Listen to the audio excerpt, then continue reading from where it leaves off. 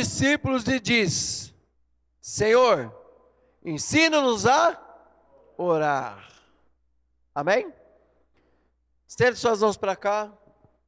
Ore para que esse pobre mortal venha entregar a palavra necessária para você. Meu Deus e meu Pai, em nome de Jesus, usa a minha boca, o meu espírito, a minha alma, a minha mente, para entregar a palavra para a tua igreja.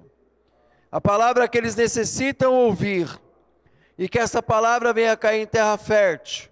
Que o coração dessa pessoa esteja preparada para ouvir essa palavra. E que elas venham ter essa palavra como estilo de vida. E que elas venham fazer dessa palavra uma mudança para a vida dela. E com certeza ganhar almas para Jesus. Quando um necessitado precisar de uma palavra, ela vai lembrar da palavra de hoje. E eu creio no evangelho de vida em vida, em nome de Jesus. Se você crê, diga amém. Graças a Deus, e pode se assentar.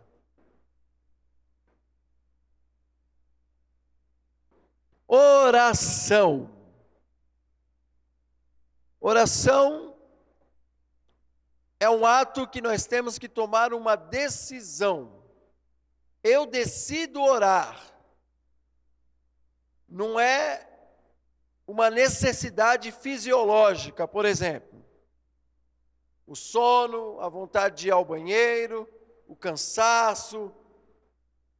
Então, a oração é uma decisão. Eu decido orar. Eu tenho que decidir por mim mesmo.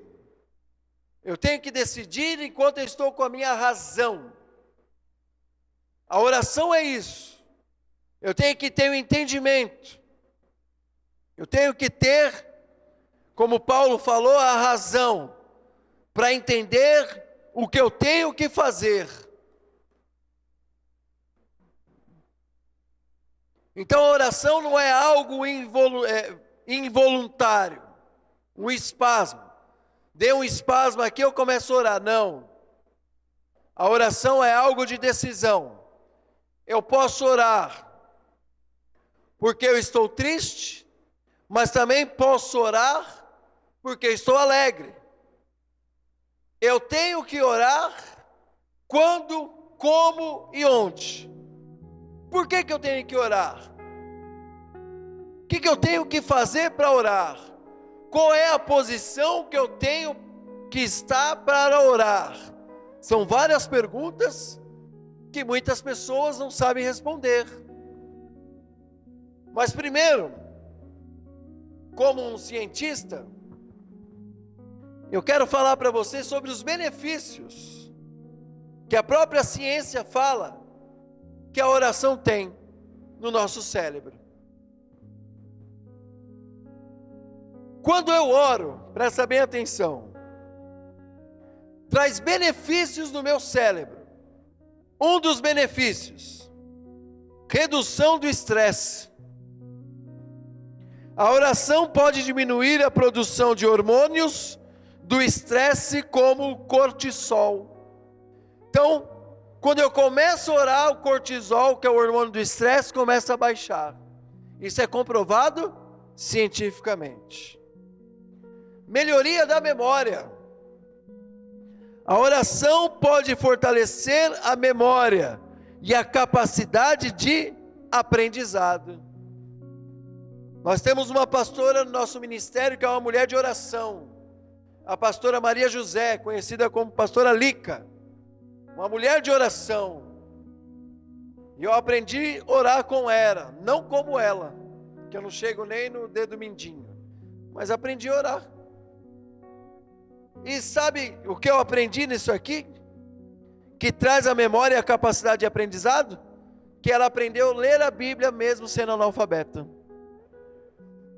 Quem está entendendo? Ela não sabe ler mais nenhuma outra coisa, mas a Bíblia ela lê. Você está entendendo o mistério da coisa? É mistério ou não é? Se eu chegar para ela e falar assim, ó, lê o que está escrito no envelope de dízimo, ela não vai saber. Mas ela consegue ler a Bíblia.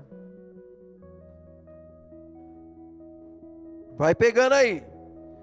Desenvolvimento da área pré-frontal, que é essa área aqui da frente do cérebro, ó. A oração pode estimular a área pré-frontal do cérebro, responsável por decisões, planejamento e controle emocional. Sabe aquela pessoa bem nervosa, bem raivosa? A gente costuma falar o que, obreiro? Essa pessoa está orando pouco. Sim ou não? Essa pessoa está desequilibrada, não está tomando decisões racionais. A neurociência explicando o que acontece. Aumento da dopamina. A oração pode liberar dopamina, o neurotransmissor associado à felicidade e prazer. Sabe aquela pessoa que está sempre cabisbaixa, quase em depressão? Precisa orar mais. Isso aqui é ciência, viu? Não cheguei na Bíblia ainda não, que é covardia ainda falava só da Bíblia. É covardia. Isso aqui é ciência. Vocês entenderem o que Deus fez quando Ele falou para o ser humano orar. Porque quem criou o cérebro não foi o cientista. Quem criou o cérebro foi Deus. Então Ele sabe o que nós necessitamos. Benefícios psicológicos. Redução da ansiedade e depressão. Quando você vai num psicólogo e ele pergunta se você é religioso, ele fala para você orar. Sabia, David? Quando você vai no psicólogo, ele pergunta qual é a sua religião, e ele sabe que tem oração, ele fala, ó, vai orar. Vai, por quê? É uma conversa.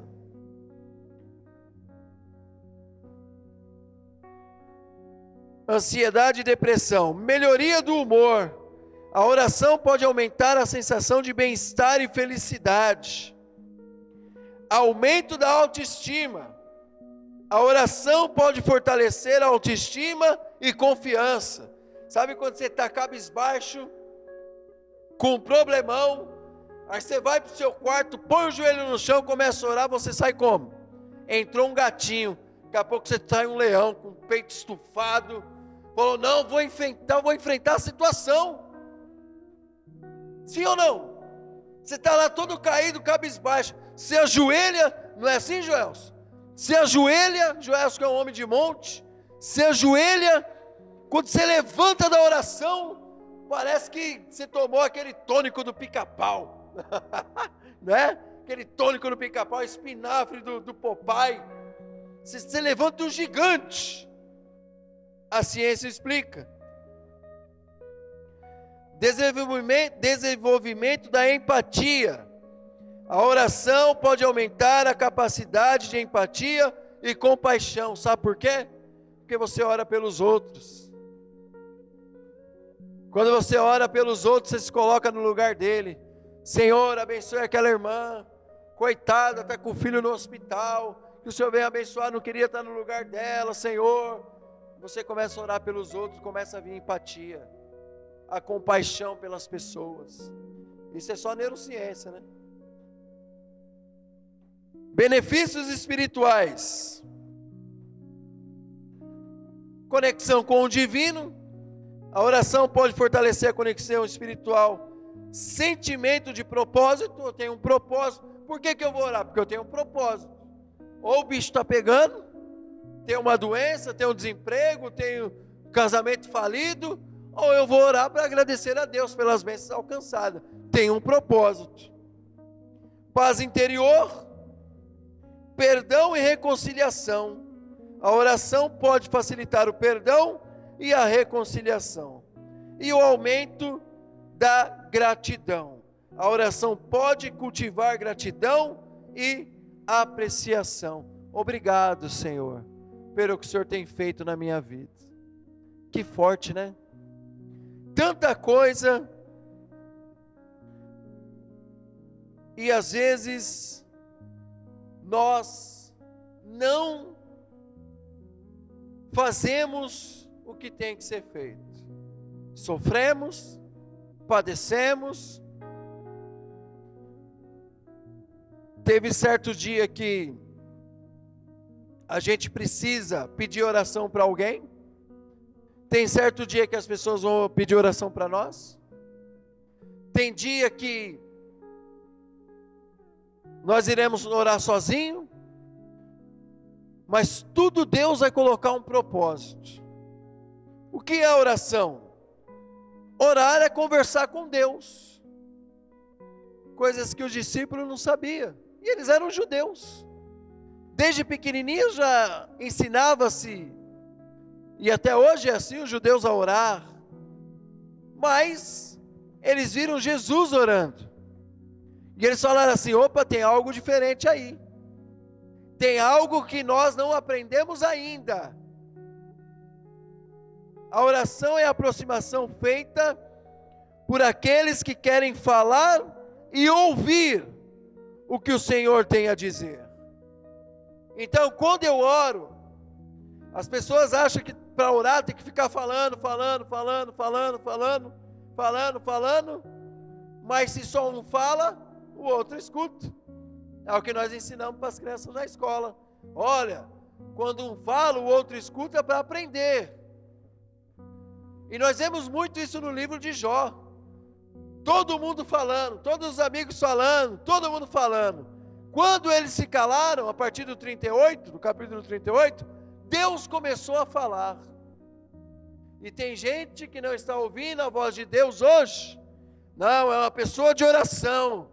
Tudo bem, você está orando e orando um monte, mas você está ficando calado para ouvir a Deus? Porque é só quando você ficar calado que você vai ouvir a voz do Espírito Santo. E por que tem muitas pessoas de oração que estão sucumbindo?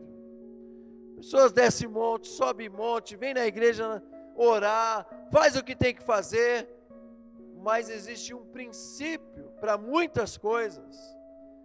E é por isso que Deus falou: o meu povo peca por falta de conhecimento. Conhecimento do quê? Da ciência? Conhecimento do quê? Das Sagradas Escrituras. E talvez também quando ora mal, como Tiago falou: quando pedes, pedes mal, para o seu próprio deleite. A sua oração, qual é a motivação? Qual é a sua motivação quando você vai orar? É só pedir? É só agradecer? Está orando por alguém? O que você está fazendo na sua oração? Para começar, quando você coloca o joelho no chão, Jesus já ensinou, você tem que glorificar a Deus primeiro. Pai nosso que está aí no céu, santificado seja o teu nome. Primeiramente é glorificar a Deus a sua oração, não é sair pedindo desvairado. E foi o norte que Jesus nos deu.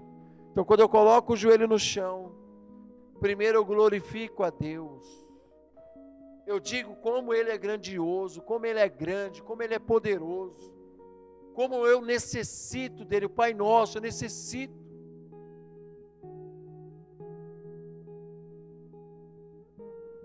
Tiago 4,8. Tiago 4,8.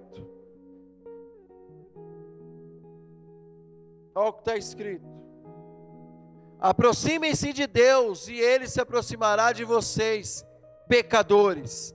Limpem as mãos, e vocês que têm a mente dividida, purifiquem o coração. Então, quando eu vou para a oração, a minha mente não pode estar dividida, meio pedra, meio tijolo. A minha mente tem que estar em paz. Eu tenho que me aproximar do Senhor, reconhecendo as minhas próprias imperfeições.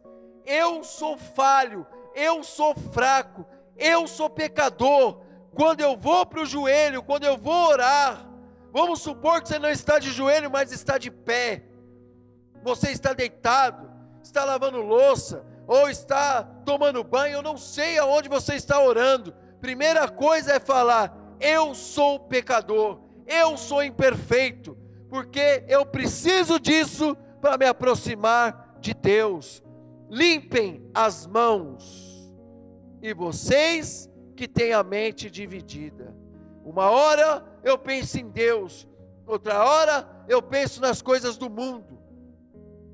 Eu não posso estar dividido. O meu ser tem que ter a convicção de estar com o divino, de estar com Deus, de entender que o Espírito Santo está do meu lado quando eu estou na oração. A convicção de entender que Deus está ouvindo a minha oração. E a oração do justo tem muito em seus efeitos. Sim ou não? Está escrito. Tem oração que uma mãe faz, que tem um poder tão grande, que livra o filho da morte. A oração de um presbítero que ora por um enfermo, e ele é curado. Mas a gente não pode também querer que a oração seja um fast food. Grandes homens de Deus da Bíblia Sagrada, como Isaac, ele orou 20 anos para Rebeca ter um filho. 20 anos, obreiro. 20 anos. Não é um dia, não é 2 semanas, não é 2 anos. São 20 anos orando, sem desfalecer na fé. Orando, orando e orando todos os dias. E às vezes nós queremos a transformação de um filho, de um familiar, e nós colocamos o joelho 1 dia, 2 dias, 3 dias, 1 mês, e a gente quer parar. Mas não é. 1 Tessalonicenses 5,17: orai sem cessar. Está escrito na palavra. Eu oro sem cessar. Eu não preciso apenas estar de joelho. Se eu puder me colocar de joelho, eu vou me colocar de joelho para saber a soberania de Deus. Mas tem momento que não dá para se colocar de joelhos, e você tem que orar do mesmo jeito. Meu irmão estava na UTI, eu não quis nem saber quem estava ali. Ali eu me coloquei de joelhos, quebrei todos os protocolos que o ministro podia quebrar. Quebrei. Porque eu entendi que Deus falou: é a sua hora agora. Você vai me envergonhar? Vai envergonhar-se de mim? O que você vai fazer? Eu falei: não, Senhor, pode ter certeza que eu não vou te envergonhar. Se é para ajoelhar aqui, eu ajoelhei do lado da maca, todo mundo olhando, orei, não porque eu sou grande, é porque eu sou obediente. Mas teve um propósito. Quando eu levantei, muitos ali pediram oração e falaram: unge o meu filho, unge o meu filho, unge a minha mãe. E nós ungimos. E para a glória de Deus, quando eu voltei, daquelas pessoas já havia saído do hospital. Porque é o propósito de Deus. Meu irmão estava para morrer lá na UTI. Os médicos falaram: está tudo comprometido, os pulmões, já não tem mais jeito. Eu entrei no hospital, olhei meu irmão, tremendo, respirando, só pelo aparelho, já não tinha mais jeito. E um dia atrás, o médico falou para o meu cunhado: ó, vem, pede para a família vir se despedir dele. Tudo bem. Várias vezes já havia lá orado por ele, ele estava mal, voltava. Daqui a pouco ele estava mal, com problema no coração, voltava. O líquido na cabeça do AVC começou a sair clarinho, voltava. Mas nesse dia eu pedi reforço. Nesse dia Deus mandou reforço, é o que eu estou falando. Tem hora que você tem que pedir reforço, você não pode estar sozinho. Falei: Bispo Nelson, hoje é dia da gente ir lá visitar meu irmão. Foi na quinta-feira, até avisei para o pessoal da igreja que não ia ter culto no lar.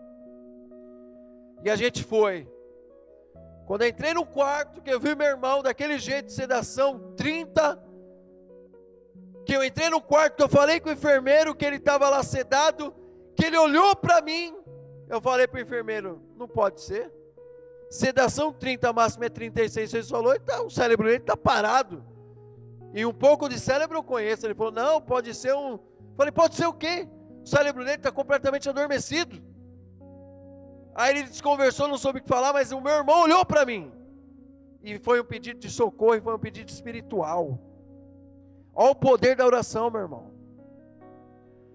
Eu falei: hoje eu não vou orar por você, hoje o bispo vai descer aqui e vai orar. Coloquei a mão na cabeça dele, repreendi o mal que estava ali, Subi, minha esposa viu, fiquei abalado, porque nós somos carne, fiquei abalado.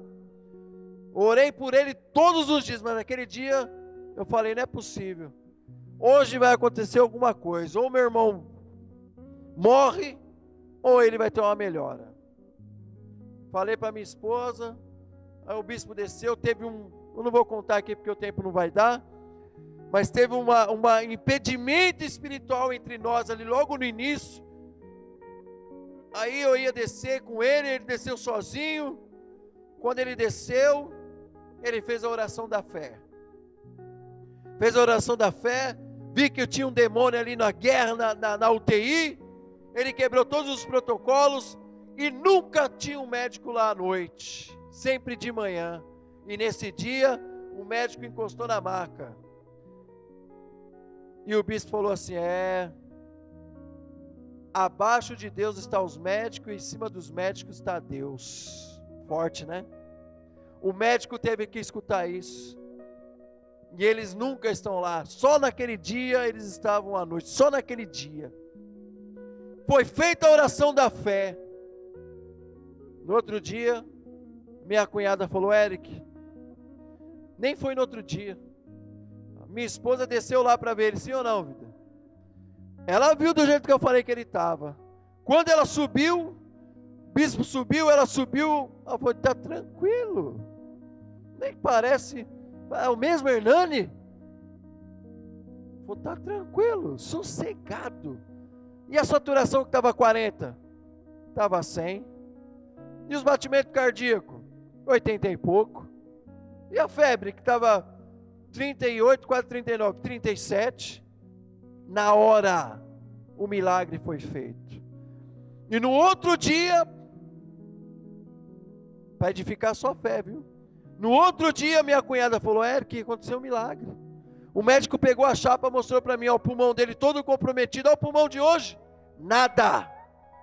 Diga glória a Deus. Nada, e a partir daquele dia, só melhora, está para receber alta. Está para receber alta. Um AVC hemorrágico que destruiu completamente o cérebro dele, praticamente os médicos falaram que ele ia vegetar. Está mexendo as mãos, está mexendo os pés, a fala dele ainda está afetada porque ele ficou entubado, mas eu creio que a fala dele vai voltar normal. E isso é para glorificar o nome de Deus e para saber, você que está me assistindo, para saber que a oração tem poder e Jesus continua operando milagres. A oração tem poder e não deixe de orar por ninguém. Quem faz a obra é Deus. Mas de repente a oração pode ser a oração do arrependimento, quem foi com seu pai, foi salvo para a glória, mas o que a gente não pode deixar é de orar, é de buscar. Salmo 139, 4. Olha como é lindo. Antes mesmo que a palavra me chegue à língua, tu, Senhor, já conheces inteiramente. Há quem diga assim, se Deus já sabe o que eu vou pedir, por que eu vou orar? Não é sobre Deus, é sobre você. Não tem nada a ver Deus, é sobre você. E no versículo chave, lá embaixo, depois do Pai Nosso, Jesus fala sobre isso.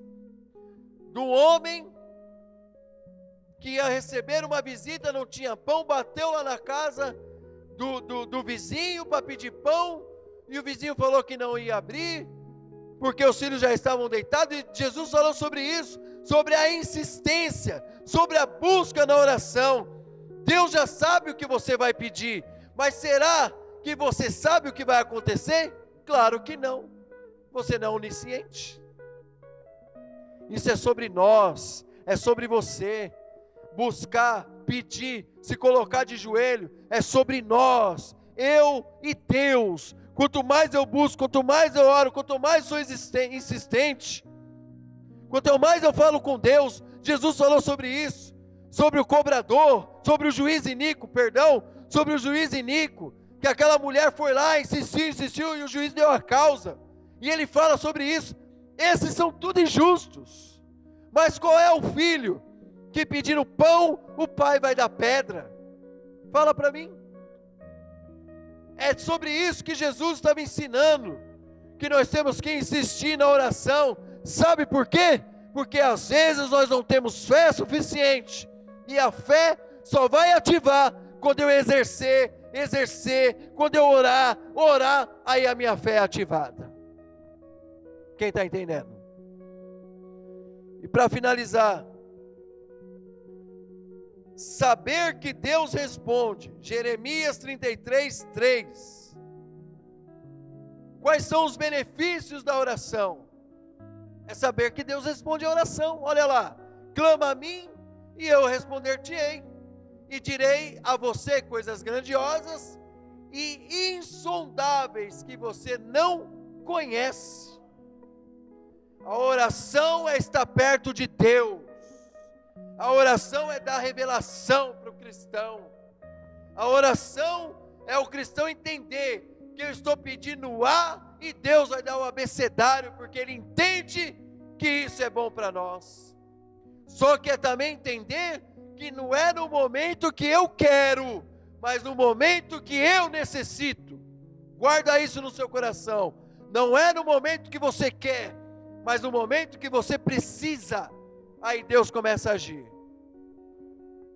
Deus começa a agir. Porque às vezes eu quero, como um filho mimado, mas Deus não dá, Ele diz não. Ele vai falar não. Pode ter certeza, Ele falou não para Jesus. Senhor, afasta de mim esse cálice, a oração de Jesus. Mas todavia, seja feita a sua vontade. Deus falou o quê? Não. É cruz, meu filho, que você vai. Você vai ter que ir para a cruz. E Jesus falou amém. Então eu vou. Então quando nós oramos, nós temos que saber que Deus também fala não para nós. Porque talvez o que nós estamos pedindo não é o que nós necessitamos. Saber que Deus cuida. 1 Pedro 5,7. Eita nós, o tempo voou.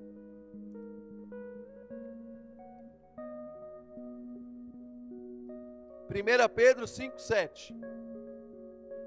Lancem sobre Ele toda a sua ansiedade, porque Ele cuida de vocês. Olha que lindo. Ore lançando ansiedade. Ore para Deus. O que está doendo dentro de você? O que dói?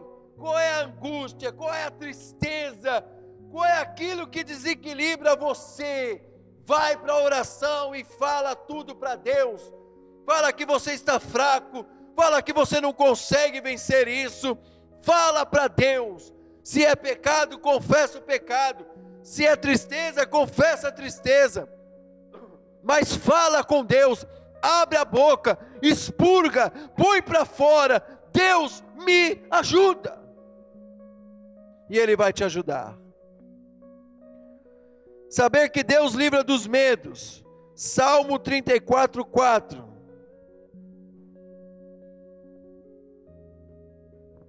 Busquei o Senhor e Ele me respondeu. Livrou-me de todos os meus temores. Você que tem ansiedade, síndrome do pânico, depressão, vários fatores que traz medos, medo da morte, medo de ficar sozinho, medo de tudo, medo de qualquer coisa. A oração, olha o que Deus está falando. Deus não é mentiroso, meu irmão. Livrou-me de todos os meus temores. Davi estava sofrendo, meu irmão, e ele sabia de tudo. Estava sendo perseguido pelos filhos, perseguido por vários reis, todo mundo, ele sabia. E para finalizar, Hebreus 4,16. Receber misericórdia e graça nos momentos de necessidade.